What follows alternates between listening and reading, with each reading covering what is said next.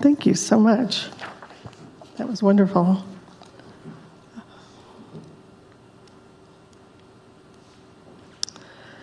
So, good morning. My name's Anita. I'm using my Buddhist name, Sekishin, because it's to be used when I'm engaging with your teacher or your Sangha, and I feel like this group of people are my Sangha, this collective group of souls who all believe kind of the same as Buddhists do. I practiced Buddhist for most of my adult life, but I received my precepts from Joan Halifax, and during COVID, I started studying Jukai before that, but under her guidance, I joined the chaplaincy cohort for Upaya Zen Center, and because throughout my life, I've been driven to understand or find an absolute truth. And now I've come to understand that I'm okay with not finding a truth, but I live with a guiding light of my own vow, and that I would want to meet people with openness, and everybody has so much to give. And even in this time of divisiveness, I know that this is something I have to practice on a regular basis. And one of the questions I always chase throughout my life is the statement that Anne Frank is famous for writing in her diary: in spite of everything, I still believe that people are good at heart. And I remember reading that in middle school and just thinking, how could she believe that? But, I continued thinking about that. And where does goodness come from? Is compassion something that is taught to us by religion? Would people still be good even without the threat of God punishing us for the things that we may or may not have done correctly? Or is goodness something woven into the fabric of being a human?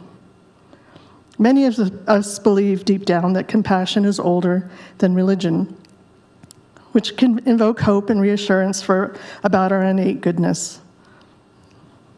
Evolutionary biology tells us that our ancestors survived not because they were the strongest, but because they learned to cooperate. Those who shared food, protected children, cared for the sick, worked together were more likely to survive than those who lived only for themselves. When we comfort one another or act generously, we release oxytocin, fostering feelings of connection and reminding us we are built for compassion.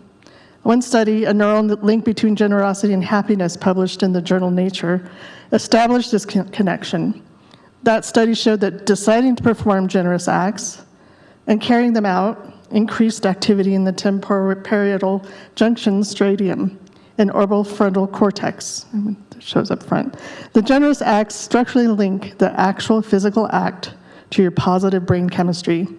Another study from the John Templeton Foundation, Science of Generosity, details how pro-social behavior alters our neurochemistry, such as triggering the oxytocin and dopamine that delivers physiological benefits to our bodies.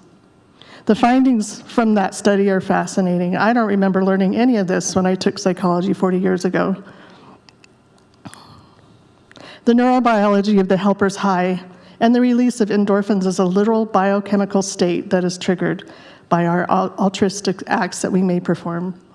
When you behave generously, your brain activates its mesolimbic pathways, also known as the reward system.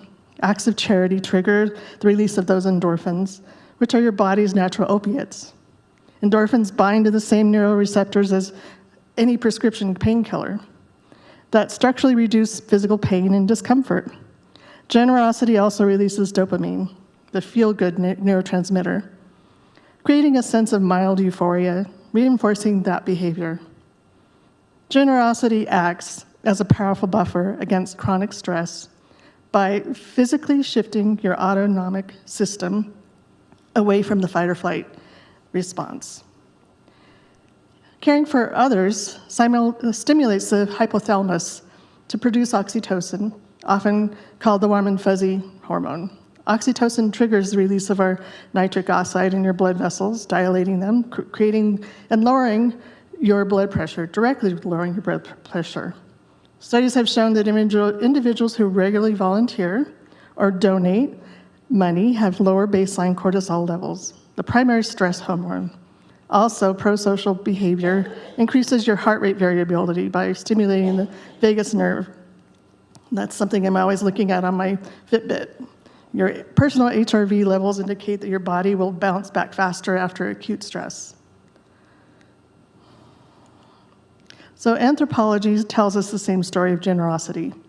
Long before the world's major religions became prominent, communities around the world already developed moral systems. They centered on cooperation and mutual care of each other.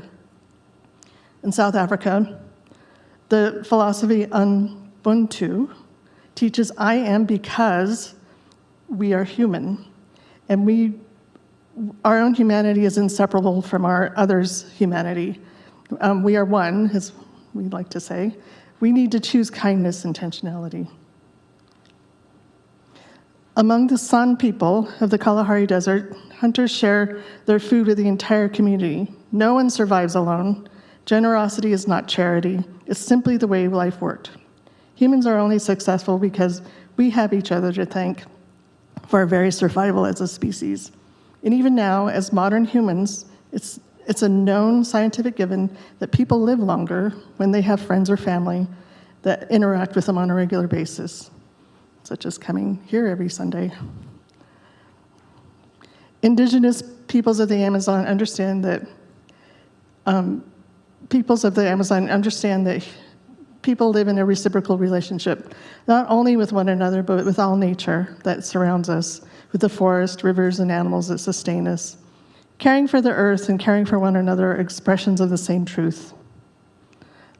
If I feel good and have treated myself with care, I won't bring harm to others. Even something as simple as making sure I don't cough during a quiet time helps me feel better because I know I'm gonna not be making noise and disrupting others. But I forget that sometimes and I don't give myself a cough drop. Early evidence of human compassion dates back to 1.5 to 1.8 million years ago, proving that caring for the vulnerable is deeply embedded in our evolutionary lineage. The survival of the sick and the elderly requires strong social safety nets, long before the emergence of modern humans.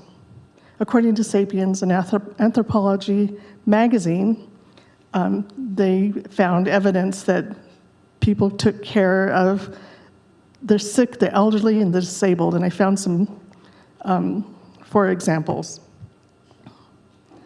1.5 million years ago, the Homo ergaster skeletal remains of a female in Kubuphoria shows she suffered from a toxic accumulation of vitamin A. I guess they looked at her bones and you could see that.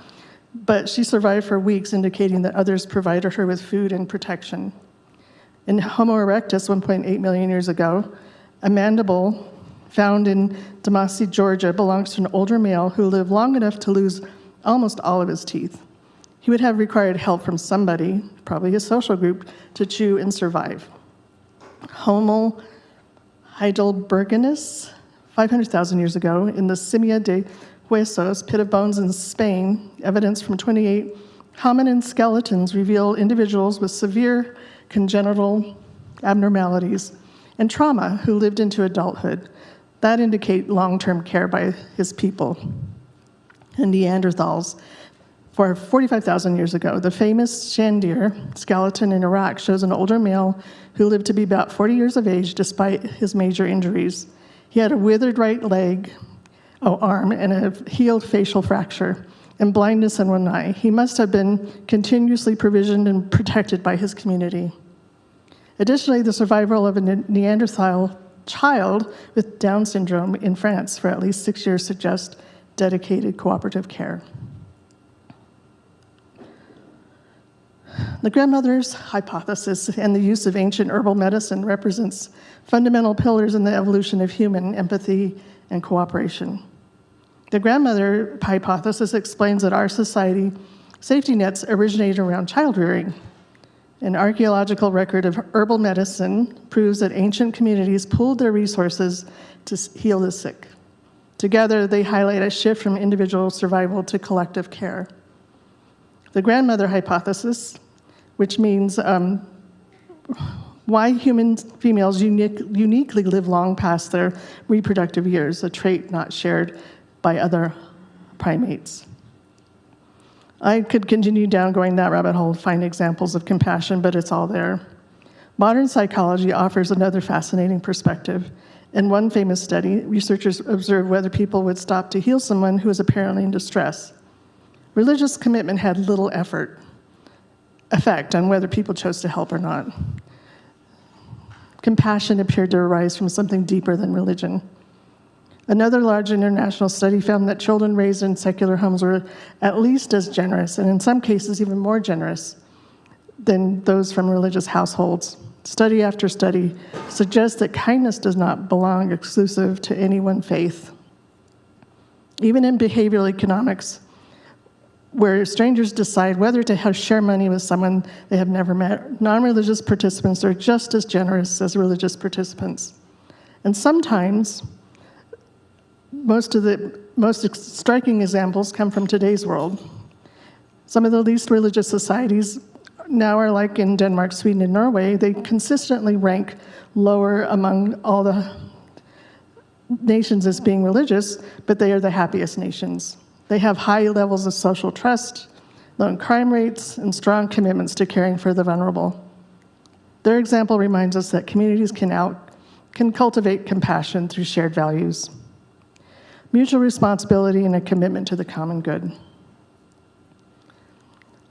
For me, these discoveries do not diminish religion in any way. Instead, they deepen its purpose. Religion did not create compassion, but perhaps religion helps us remember it by the rituals that we entertain with each other every week. That weekly trek to church helps us with our great spiritual traditions that we have been implementing for 2,000 years. And we now, as Unitarians, we are doing it almost the same way, but in our own tradition. Every human possesses a capacity for empathy, generosity, and love. And I believe that all points to something deeply planted within us. Unitarians, we affirm that the revelation of love is written in stone, and wisdom continues to unfold with science, experience, and exploring other cultures. Evolutionary biology, anthropology, psychology are our teachers. They inform us that goodness is not in a single religion or in any one culture. We can't just believe that compassion is the entire answer, but we can choose goodness and compassion every time we can. We may not understand that impulse as evolution or conscious or the divine within, or even if you believe in the interconnectedness of existence, the force, that I call it sometimes, that calls us toward the same practice, care for one another. Choose kindness, and as the Dalai Lama repeatedly says, my religion is kindness. I think that where my spiritual journey began, it was not at all certain. I was not certain about the existence of God, but I wanted to figure out how to become more fully human. That was the most important message that I was trying to find. And along the way, I figured out that everyone really just wants to do the right thing, and everyone just wants to get along. Thank you for listening.